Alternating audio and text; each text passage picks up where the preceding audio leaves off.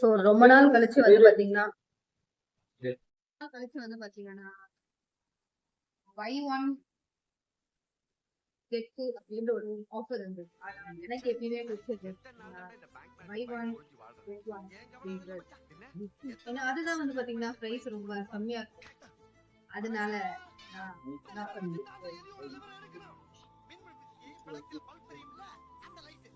என்னோட ஃபேவரட்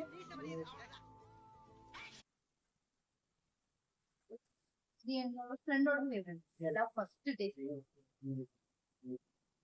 கொடுக்குங்க எடுக்கும் போதே எவ்வளவு சூடு பாத்தீங்களா, செம்ம சூடா இருக்கும்.